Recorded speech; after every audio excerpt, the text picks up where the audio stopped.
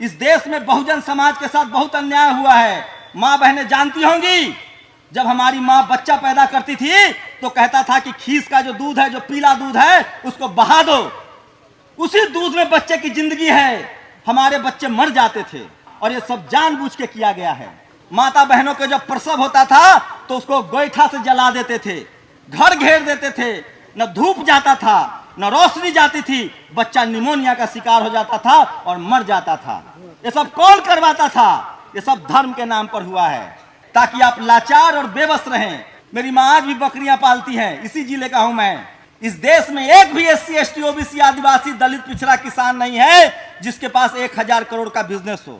अगर भारत में मनुवादी की संख्या ज्यादा होती तो पता नहीं वो हमारे साथ क्या करते। कभी किडनी निकाल लेते, कभी लीवर निकाल लेते, कभी जीभ काट लेते। जब राजनीति में हमारे लोग डंडा लेकर खड़ा होकर वोट डालने लगे तो इन मनुवादियों ने EVM ले आया। जय भीम, नमो बुद्धाय। और जो भी आप जिस भी तरह के विचारधारा से हैं, हुल जोहार जो भी मानते हैं, सब लोग को अभिवादन का एक तरीका है। तो आप सब लोग को नमस्ते भी, हेलो, हाय, थैंक यू। बहुत शानदार लगा, इतनी संख्या में महिलाएं बैठी हैं। उनको मंच पर होना चाहिए था, महिलाएं भी मंच पर हैं। और देखिए, मैं पेशे से पत्रकार हूँ, ज़्यादा तो मुझे नहीं पता, प्रोफेसर साहब आपको बताएंगे नॉलेज के बारे में। मैं कुछ मोटी मोटी बातें करूँगा, मैं आप ही के ज़िले से हूँ, तो मुझे अच्छा लग रहा है कि इतनी संख्या में गांव में लोग जागरूक हो रहे हैं अपने संवैधानिक अधिकारों के प्रति। ये बहुत ही पॉजिटिव साइन है। और मैं हमेशा दिल्ली में बैठ के सोचता हूँ, यहाँ काम करना बहुत मुश्किल है। और जो साथी पत्रकार में गौतम है, ये भाई है, और वो तमाम लोग जो सोशल मीडिया पर काम कर रहे हैं, उन सबको स्पेशली थैंक्स। और जो भी ये जिन्होंने ये कार्यक्रम किया है, मुझे पता है बहुजन समाज, खासकर जब मैं SC ST OBC और किसानों की बात करता हूँ तो आर्थिक रूप से वो कितनी तकलीफ में होते हैं। हम लोग के आने में जो पैसा खर्चा हुआ है, किसी मास्टर साहब ने फ़ोन किया कि हमने आपको अपनी सैलरी से पैसा दिया है, तो मुझे लगता है कि आप लोग अगर 100 रुपये भी कंट्रीब्यूट करेंगे तो उनकी तनख्वाह का पैसा आ जाएगा जो आने जाने में खर्च हुआ है। ये मेरी गुजारिश है, आप करना चाहे तो ठीक है, ना करना चाहे तो ना करें। हम उस समाज से हैं जो ज़मीन बेच के भोज कर देते हैं। हम उस समाज से हैं जो बेटी की शादी में ज़मीन गिरवी रख देते हैं। मैं कुछ इसी सब बातों पर बात करना चाहता हूं और मेरी दिली इच्छा है। और जब भी मैं शहरों में हूं तो मैं बात करूंगा अलग। मैं बेसिकली पत्रकार हूं, तो पहले तो 2 चीज़ें बता दूं कि अगर आप आंख मूंद के सोए रहेंगे तो यकीन मानिए आपके बच्चे मजदूर, लाचार, ड्राइवर या खेती मजदूरी करते रहेंगे और आपके शरीर पर कपड़ा नहीं होगा, आपका मान सम्मान नहीं होगा। आप लोग जान लीजिए, एकदम कान खोल के सुन लीजिए, अमीर बनने का रास्ता क्या है। अमीर बनने का रास्ता है या तो आपके पास पढ़ाई लिखाई हो, आप बड़े पदों पर हों, IAS हो, IPS हो, IFS हो, या फिर आपके पास बिजनेस हो, या फिर आपका बच्चा विदेश में रहता हो, या आप मीडिया में हो, जुडिशियरी में हो, जज हो, कॉलेज यूनिवर्सिटी में प्रोफेसर हो। ये वो तमाम नौकरियां हैं जो 1 लाख से ज़्यादा की नौकरियां हैं। और जब तक ये नौकरियां आप नहीं करेंगे, आपके घर में समृद्धि नहीं आएगी, आपके पास शिक्षा नहीं आएगा। आप सोचिए, मैं कुछ दिन पहले ले जाना चाहता हूं आपको। मैं भी इसी समाज में पैदा हुआ हूं, इन्हीं इलाकों से हूं। कोई था हमारे गांव में जो आता था और कहता था कि बच्चा को पढ़ाओगे तो पागल हो जाओगे, पागल हो जाएगा। ये बात जगदेव बाबू के भी बाप को कहा गया था और तब जगदेव बाबू ने बगावत की थी। कौन कहता था कि तुम्हारा बेटा पढ़ेगा लिखेगा ज्यादा तो पागल हो जाएगा? बताइए, ये वही कहता था। पहचानिए, आप लोग पहचानते हैं। ये बात वही लोग कहता था जो कहता था कि खेती करना सबसे बढ़िया काम है। आप खेती करते रह गए, वो शहर चला गया, बड़ी बड़ी नौकरियां करने लगा और आज आप भी लाचार बेबस हैं। और जब जमीन की वैल्यू बढ़ी, जब जमीन की कीमत बढ़ी, तो वही लोग आज जमीन का भी धंधा कर रहे हैं। हम आज भी जमीन के प्रॉपर्टी डीलर बोलते हैं उसको। तो मैं सिर्फ फैक्ट बताऊंगा। आज की खबर है, पिछले 5 सालों में 2018 से लेकर 2023 तक जो IAS, IPS और IFS जो देश की टॉप नौकरी है, जो जिला का मालिक होता है, जो देश में सेक्रेटरी होता है, जो सारे फैसले करता है, उसमें SC ST OBC मतलब दलित पिछड़े आदिवासी किसानों के 1000 पदों की चोरी हो गई। 4000 वैकेंसी आई 5 सालों में, आपको 1000 मिला। आपको मिलना चाहिए था 49.5% रिजर्वेशन है 2000, मिला कितना? 1000। बहुत बेईमानी चल रही है इस देश में। और इस देश में न बाबा साहब आएंगे अब लड़ने, न बुद्ध आएंगे, न कबीर आएंगे, और न महिषासुर आएंगे, और न बाबा बसावन आएंगे। अपने समय में वो लड़े, उन्होंने रास्ता बताया है। अब उस लड़ाई को आपको बढ़ाना पड़ेगा। यकीन मानिए, कोई दूसरा जन्म नहीं होता है। ये लड़ाई हमारे आपके जैसे जो व्हाइट कॉलर लोग हैं, जो पढ़े लिखे लोग हैं, अगर आप ये सोच के बैठे हैं कि हम बहुत अमीर हैं, तो आप गफलत में हैं। इसी देश में जो 10% जिनकी आबादी है, जो बिहार में अब जाति पता चल चुका है कि किनकी आबादी 10% है, वो सोने के प्लेट में खाना खाता है। उसका बच्चा अमेरिका, लंदन और जाके पढ़ाई करता है। उसका कार्यक्रम एसी हॉल में होता है। आपको क्या बना दिया जाया है? वो चाहता है कि आप मरे नहीं। इस देश में जो जातिवाद है, वो चाहता है कि आप मरे नहीं। आप मर जाइएगा तो उसकी सेवा कौन करेगा? ड्राइवरी कौन करेगा? सब्जी कौन बेचेगा? खेत कौन जोतेगा? दूध कौन निकालेगा? भैंस कौन चराएगा? वो चाहता है कि आप भैंस पाले, भैंस चराए, दूध निकाले, और वो आंख में पेपर दबा के आए आंख में, और आपका दूध खरीद के खा जाए। उसके बच्चे फिल्मों में काम करते हैं, उसके बच्चे क्रिकेट खेलते हैं, उसके बच्चे हाई कोर्ट, सुप्रीम कोर्ट में नौकरी कर रहे हैं, और आपका बच्चा इस देश में मजदूर बना हुआ है। कोई काम खराब नहीं है, मैं किसी काम को खराब नहीं कह रहा हूं, लेकिन सवाल है कि सबको बराबर का इज्जत और बराबर का सम्मान तो मिलना चाहिए। आप बताइए, क्या आप ड्राइवर का सम्मान है? सफाई कर्मचारी का सम्मान है?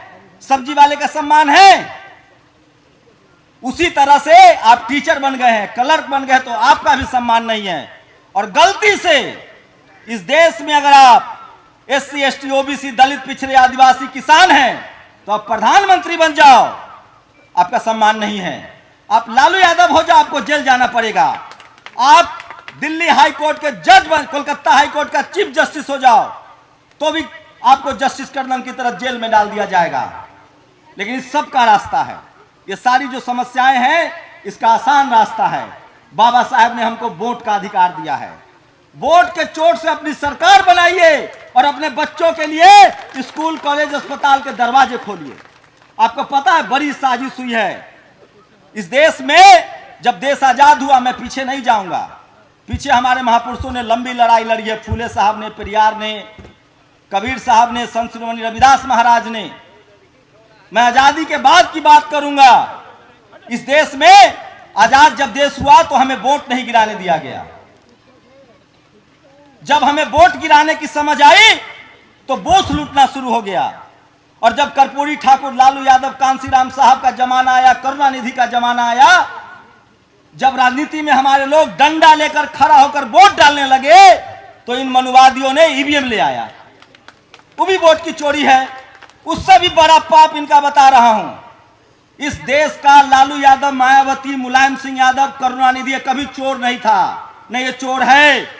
इसको इस देश की मनुवादी मीडिया ने चोर घोषित किया, और हम लोगों ने टीवी अखबार देख के मान लिया कि ये चोर है।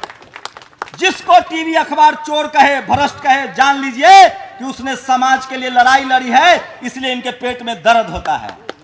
अरे जो आपको पानी नहीं पीने देता था, जिससे बेटी रोटी का रिश्ता नहीं है, जो आपको चपरासी नहीं बनने देना चाहता है, जो आपके आरक्षण का विरोध करता है, वो आपको मुख्यमंत्री बनने देगा? कोई बहुजन नेता चोर नहीं है, उसको बदनाम किया गया है टीवी अखबार के जरिए। ये सब बातें समझिए आप लोग। मैं धर्म पर भी आऊंगा, ऐसा नहीं कि भाग जाऊंगा, लेकिन कुछ जरूरी चीजें हैं जो आपको सुनना पड़ेगा। आज के समय में वोट से बड़ी कोई ताकत नहीं है, और जिस समाज के पास वोट की ताकत है, जो एकजुट नहीं होगा, क्या होता है आज भी? ओबीसी की संख्या कितनी है? 65%। दलित पिछड़ों के लिए रिजर्वेशन है, वो बेचारे रिजर्वेशन तक ही सीमित है। ओबीसी की संख्या उससे भी कभी घटती है, कभी बढ़ती है। आप कल्पना कीजिए, 100 में 90 शोषित है, 90 भाग हमारा है, वोट हमारा, राज तुम्हारा, नहीं चलेगा, नहीं चलेगा। ये लड़ाई न लड़ी जाती तो SC, ST, OBC, Lalu Yadav, Karpoori Thakur नहीं बन पाते। बहुत लंबा संघर्ष है, और आपको राजनीति करनी पड़ेगी। आपको जुबान चलानी पड़ेगी, आपको बोलना पड़ेगा मंचों से। अगर आप लोग को लगता है कि आप लोग बहुत अच्छी स्थिति में हैं तो आप लोग गफलत में हैं। इस देश में एक भी SC ST OBC आदिवासी दलित पिछड़ा किसान नहीं है जिसके पास 1000 करोड़ का बिजनेस हो। और इस देश में वो कौन लोग हैं, उसकी क्या जाति है जो 10-10 हजार करोड़ रुपए लेके देश से भाग जाता है, पता है आप लोग? किसान है, मजदूर है, 200 रुपया ले लीजिएगा, बैंक वाला आपका घर तोड़ के ले जाएगा। इस देश में दलित पिछड़े आदिवासी को आप एक FIR नहीं लिखा सकते हैं। आपके घर में नौकरी, और सबसे ज्यादा दिक्कत तो आज के डेट में जो पढ़ा लिखा दलित पिछड़ा आदिवासी है वो सम्मान से नौकरी नहीं कर पाता है। कोई है, कितने लोग नौकरी पेशा है? हाथ उठाइए जरा और अपने सीने पर हाथ रख के बताओ, तुम्हें रोज बेइज्जत किया जाता है कि नहीं? कैसे नौकरी करते हो? कभी फंसाने की धमकी, कभी CR खराब, कभी विजिलेंस की चेकिंग। क्या नहीं करते हैं ये लोग जाति देखकर? जाति है कि कभी जाति नहीं है। इसलिए हम लोग को प्रण लेना पड़ेगा। बहुत बड़ी बेईमानी है, क्या क्या बताऊं। आप जितना सोचेंगे नहीं, आप डाल डाल हैं तो वो पात पात है। इस देश में 70 के दशक तक, आज से ठीक 50 साल पहले तक दलित पिछड़े आदिवासी को स्कूल नहीं जाने देते थे। आजादी के बाद सोचिए मनुस्मृति होगा तो क्या क्या हुआ होगा। जब हमारे बच्चे स्कूल जाने लगे तो सरकारी स्कूलों को बंद किया जाने लगा। आज क्या स्थिति है? गांव गांव में प्राइवेट स्कूल खोला जा रहा है। कौन दलित पिछड़ा आदिवासी, मेरे माँ बाप तो नहीं पढ़ा पाते प्राइवेट स्कूल में। मेरी माँ आज भी बकरियां पालती है, इसी जिले का हूं मैं। हम लोग अगर JNU, दिल्ली यूनिवर्सिटी या फ्री का एजुकेशन नहीं होता तो नहीं पढ़ पाते, आपके सामने नहीं बोल पाते। इसलिए अपने बच्चों को पेट काट कर पढ़ाइए और जानबूझकर सरकारी स्कूल, सरकारी कॉलेज, सरकारी कंपनियां बर्बाद की जा रही है ताकि आप लाचार और बेबस रहे। आपके बच्चों को दिल्ली मुंबई में मजदूर बना दिया जाए। दिल्ली मुंबई जाना कोई गुनाह नहीं है, सबको जाना चाहिए, लेकिन आंखों में बड़ा सपना हो। IAS बनेंगे, कलेक्टर बनेंगे, अभिनेता बनेंगे खेसारी लाल यादव की तरह। बड़े सपने देखिए, अपने बच्चों को कहिए, ये बहुत जरूरी है। और अगर इन सब मुद्दों पर आप बात नहीं करेंगे तो हमारी आने वाली नस्लें गुलाम हो जाएंगी और ये संख्या घटती चली जाएगी। जिस समाज के पास संपत्ति नहीं है, जिस समाज में जज और बैरिस्टर नहीं है, जिस समाज में डॉक्टर इंजीनियर नहीं है, IAS नहीं है, उस समाज का भला नहीं होगा। और आज के समय में जिस समाज आज के पास न पत्रकार है और न जज है, आप कुछ नहीं कर पाइएगा। आप लोग सोचिए, समझिए, राजनीतिक विरासत को पहचानिए और सोचिए कि अगर एक वोट का अधिकार नहीं होता तो हमारी आपकी कोई हैसियत नहीं थी। इसलिए इस देश में सबसे बड़ा जो खेल है वो राजनीति का है। जिसकी सत्ता होगी, जिसका CM PM होगा, जिसका SP DM होगा, जिसका चपरासी से लेकर चीफ जस्टिस तक होगा, वही आदमी बिजनेस कर सकता है, वही आदमी ठेकेदारी कर सकता है, वही आदमी जमीन का बिजनेस कर सकता है, उसी का बच्चा पढ़ लिख सकता है। और मैं यही बात कहने आया हूं आप लोगों को। इस बात को समझिए, नहीं समझिएगा तो बहुत देर हो जाएगी और आपके हिस्से में कुछ नहीं मिलेगा। इस देश में आपको पता है 90% लोग, मतलब 100 में 90 लोगों के पास 10% संसाधन है, संपत्ति है, और 10% लोगों के पास 90% संसाधन है। और वो कौन लोग हैं आप सब जानते हैं। मैं इसलिए कह रहा हूं, इस सब नाटक से निकलिए। कोई कहने आए कि बच्चा को मत पढ़ाओ, उसको भगाइए। कोई कहने आए कि चंदा दो, दक्षिणा दो, उससे भी दूर रहिए। सबसे पहले अपने बच्चों को पढ़ाइए, लिखाइए और अपने बच्चों के भविष्य की चिंता कीजिए। और वोट किसी कीमत पर, वोट का इस्तेमाल बहुत तरीके से कीजिए। और सबसे बड़ी बात, बहुत लोग आजकल ड्रामा कर रहे हैं, धर्म के नाम पर कहता है लहसुन प्याज मत खाओ। ये वही कह रहा है जो कल कहता था कि बच्चों को मत पढ़ाओ। ये वही कह रहा है जो कल तक कहता था कि खेती करना सबसे अच्छा काम है। आज वो जमीन का बिजनेस कर रहा है। अपने बच्चों को 30 साल की उम्र तक बढ़िया और पौष्टिक खाना खिलाइए। लहसुन प्याज में दवाइयां हैं, ताकत है, आपको बीमारी से दूर करेगा। इस देश में बहुजन समाज के साथ बहुत अन्याय हुआ है। माँ बहनें जानती होंगी, जब हमारी माँ बच्चा पैदा करती थी तो कहता था कि खीस का जो दूध है, जो पीला दूध है, उसको बहा दो, उसी दूध में बच्चे की जिंदगी है। हमारे बच्चे मर जाते थे। क्योंकि पहला दूध नहीं पीने देता था, और ये सब जानबूझ के किया गया है। आज धीरे धीरे डॉक्टर बना, सब समझ रहे हैं कि वो पहला जो माँ का दूध है वो बच्चे के लिए सारा टीका है, टॉनिक है। जो बच्चा माँ का पहला दूध पिएगा वही बच्चा बचेगा। मैंने अपनी आंखों से देखा है किस तरह से उस दूध को फेंकवा देते थे। माता बहनों के जब प्रसव होता था तो उसको गोईठा से जला देते थे, घर घेर देते थे, न धूप जाता था न रोशनी जाती थी, बच्चा निमोनिया का शिकार हो जाता था और मर जाता था। ये सब कौन करवाता था? ये सब धर्म के नाम पर हुआ है। ये सब मैंने बचपन से देखा है। इन सब अनुभवों को कह रहा हूं। मैं कोई बड़ा काम नहीं करता हूं जो आप मुझसे फोटो खिंचवा रहे हैं। मैं आप ही के घर समाज का हूं। उन्हीं सब अनुभवों को बोलने समझने की बस ताकत पाई है पढ़ाई लिखाई से, और वही बातें बता रहा हूं। और ये सारी कुरीतियां आपके दिमाग में फैलाई गई है, भरी गई है, ताकि आप लाचार और बेबस रहें। और जब आप लाचार और बेबस रहेंगे तो आप मजदूरी करेंगे फ्री में। आप मजदूरी करेंगे फ्री में, बंधुआ मजदूर होंगे और वो गुलछर्रे उड़ाएगा। अब नहीं चलेगा ये सब। इसलिए वो जो कहे उसका उल्टा कीजिए। वो देखिए कि अपने बच्चों के साथ क्या कर रहा है। हमें कहता है, इस देश में एक बड़ा तबका है मनुवादियों का, जो अपने बच्चों को कहता है कि जजमान के यहाँ पूजा होगा तो जो पैसा आएगा उससे तुमको लैपटॉप खरीद देंगे। और हम आप क्या कर रहे हैं? फसल का पैसा, दूध का पैसा, बकरी बेच के पैसा, मछली का पैसा आता है, कहता कि नहीं पहले पूजा करेंगे। आपका बच्चा न मजदूर बन जाएगा, उसका बच्चा कलेक्टर बन जाएगा। ये समझिए, सारी ताकत है। और अंत में धर्म की बात कह रहा हूं। दुनिया में सबसे बड़ा धर्म है जिस मां ने हमें 9 महीने तक पेट में रख के और अपना खून पिलाया है। वो माँ बाप हमारे लिए सबसे बड़ा भगवान है। उस माँ ने एक बच्चा के पालने में 5 साल गीला बिस्तर पर सोई है। हमारे पास तो बिस्तर भी नहीं होता है, हमारा तो छत भी टपकता था। जिस माँ ने हमें बिस्तर पे 5 साल गीला बिस्तर पे सोया, हमें सूखे में सुलाया है, वो माँ बाप हमारे लिए भगवान है। और यही बुद्ध कह के गए हैं। पढ़ लीजिए आप लोग। इस दुनिया में सबसे बड़ा काम है अपना हेल्थ, अपना शरीर, अपना समाज, अपना देश, अपना परिवार। जब इसको देखेंगे, इसका भला देखेंगे, सारा भगवान खुश रहेगा, कोई भगवान हो। इसलिए मैं कह रहा हूं, ये लानत गरीबी की जिंदगी से बाहर निकलना है, और इसका रास्ता बाबा साहब बता के गए हैं।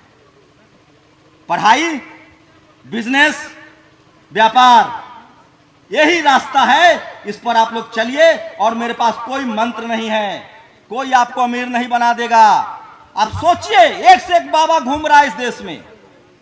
वो कहता है तुम्हारा कल्याण हो जाएगा। एक साइकिल नहीं खरीद पाता उसका भक्त, और कल्याण करने वाला बाबा के पास मर्सिडीज आ जाता है। 1-1 रुपया का चढ़ावा उसका 1 करोड़ में तब्दील हो जाता है। ये सब बोलने की कमाई खा रहा है।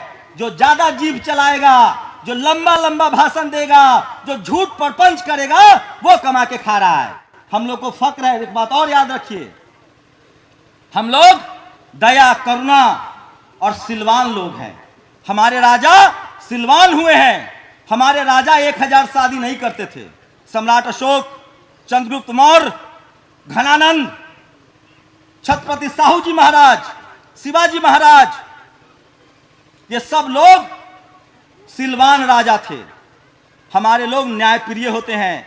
अरे हम तो मवेशी से भी प्यार करते हैं। अरे हम तो अपने जानवरों को भी पूजा करते हैं। हम तो अपनी मिट्टी की पूजा करते हैं। वही हमारा भगवान है। आप लोग गांठ बांध लीजिए। बहुत लंबी लड़ाई है। और जो मनुवादी लोग हैं वो इतने, मतलब वो कुछ भी कर सकते हैं, वो किसी भी हद तक जा सकते हैं। इसलिए हम लोग खुशकिस्मत हैं कि हम लोग आज़ाद देश में पैदा हुए। उससे भी बड़े खुशकिस्मत हैं कि हमारे पुरखों ने हमें संविधान दिया। उससे भी खुशकिस्मत हैं कि हमारे बाबा साहब अम्बेडकर ने हमें 1 वोट का अधिकार दिया है। हम उससे भी खुशकिस्मत हैं कि हमारे पास लालू यादव, मायावती जैसे नेता हैं। हम उससे भी खुशकिस्मत है कि बाबू जगदेव प्रसाद, रामस्वरूप वर्मा, सोनेलाल पटेल, रामविलास पासवान जैसे लोग राजनीति में आए। मैं गांठ बांध के कह रहा हूं, जो किसी बहुजन नेता को गाली दे वो समझ लेना कि वो बहुजनों का बड़ा दुश्मन है। क्योंकि आज के समय में जो गरीब बहुजन है, जो लाचार बहुजन है, आप ड्राइवरी कीजिए, कहेगा बहुत अच्छा हो, हमारे घर में खाओ और दुनिया को बताएगा भी कि हम बड़े अच्छे हैं, हम नहीं मानते हैं जाति पाति। हम तो अपने ड्राइवर को, अपने मेड को, अपने यहाँ गाय दूहने वाले को, हल जोतने वाले को घर में खिलाते हैं। ये पता है क्यों? ताकि तुम हमेशा यही रहो। अब जो मनुवादी है उसको ढूंढ रहा है, अच्छा इसके पास कपड़ा आ गया, घर बना लिया, नौकरी कर रहा है, बेटा कलेक्टर हो गया, फंसाओ इसको। सावधान रहिए। और मैं फिर कह रहा हूं, हमें समाज के तौर पे एकजुट रहना होगा, वोट की ताकत समझनी पड़ेगी और यही जिंदगी का फलसफा है इस देश में जो राज करेगा। और सोच लीजिए एक बात, अगर इनको पता होता इन मनुवादियों को कि एक दिन वोट का राज आएगा और जिसकी जितनी संख्या भारी उसकी उतनी भागीदारी, तो ये हम लोग को उसी दिन मार देता। अरे मारा जाता था, बलि दी जाती थी, हमारी हर धार्मिक आयोजन पर हमारी बलि दी जाती थी। ये तो गलती से हमारे माँ बाप अशिक्षित थे, उन्होंने ज्यादा बच्चे पैदा कर लिए क्योंकि बच्चे मर जाते थे। 10 बच्चे, 8 बच्चे, 6 बच्चे होते थे, 1-2 बचता था। हमारी संख्या बढ़ गई, इसलिए आज इनको डर लग रहा है। अगर अमेरिका में जैसे काले लोग 10% है और 90 लोग उजला है, अगर भारत में मनुवादी की संख्या ज्यादा होती तो पता नहीं वो हमारे साथ क्या करते। कभी किडनी निकाल लेते, कभी लीवर निकाल लेते, कभी जीभ काट लेते। इसलिए हमें किसी के साथ कोई नफरत नहीं है, किसी से कोई लड़ाई नहीं है। हम बस अपना संवैधानिक अधिकार चाहते हैं, आरक्षण चाहते हैं, पढ़ाई लिखाई चाहते हैं, हम अपने बच्चों का भविष्य चाहते हैं। और ये देश हमारा है, इसकी मिट्टी हमारी है, इसकी सेना हमारी है। किसानों के बच्चे, दलित, पिछड़े, आदिवासी, गरीबों के बच्चे जाते हैं। ये देश हमारा है, इस देश को बचाना है, प्रकृति को बचाना है, पेड़ पौधा को बचाना है, जानवर को भी बचाना है, मानवता को भी बचाना है। ये हमारी जिम्मेदारी है। जो है लुटेरा वो लूट के चला जाएगा। ये देश हमारा है, इसलिए मूल निवासी कहते हैं हम लोग। इस देश को भी बचाना है और इस देश को तभी बचा पाएंगे जब संविधान बचा पाएंगे। और संविधान तभी बचेगा जब आप लोग 2 काम कीजिए, टीवी और अखबार का बहिष्कार कीजिए, टीवी ले अखबार खरीदना बंद कीजिए, टीवी देखना बंद कीजिए। ये सब मनुवाद 2 ही जगह आज ऐसा है जहां बहुजन समाज के आदमी ने, सिर्फ 2 जगह, हाई कोर्ट, सुप्रीम कोर्ट और मीडिया। ये 2 ऐसी जगह है। हमारे 3 ओबीसी के वैज्ञानिकों ने चंद्रयान पहुंचाया।